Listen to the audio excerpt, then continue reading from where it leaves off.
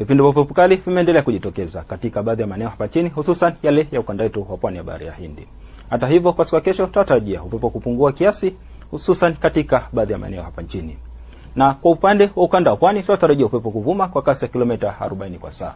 Na hali ya bahari inatarajiwa kuwa na mawimbi makubwa. Kwa maeneo ya Ziwa Victoria, upepo unatarajiwa kuvuma kwa kasi ya kilomita 20 kwa saa, ilhali katika maeneo ya Ziwa Tanganyika pamoja na Ziwa Nyasa, upepo unatarajiwa kuvuma kwa kasi ya kilomita 30 kwa saa. Hali ya ziwa inatarajiwa kuwa na mawimbi madogo hadi makubwa kiasi.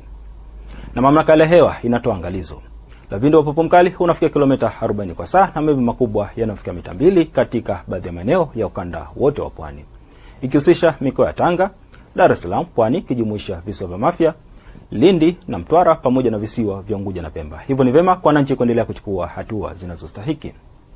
Na kwa siku leo, maeneo machache hususan yale ya mkoa wa Kagera pamoja na Mara yanatarajiwa kuwa na hali ya mawingu kiasi, mvua na ngurumo za radi.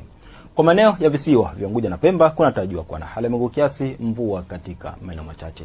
Na maeneo mengine yaliyosalia yanatarajiwa kuwa na hali ya mawingu kiasi na makavu kwa ujumla. Na kwa siku ya kesho, maeneo mengi ya nchi yanatarajiwa kuwa na hali ya mawingu kiasi pamoja na vipindi vya jua, isipokuwa katika maeneo machache ya mkoa wa Kagera, Mara pamoja na Simiyu, ambapo tutatarajiwa kuwa na hali ya mawingu kiasi, mvua na ngurumo za radi katika maeneo machache. Na maeneo pia ya Unguja na Pemba yanatarajiwa kuwa na hali ya mawingu kiasi, mvua katika maeneo machache.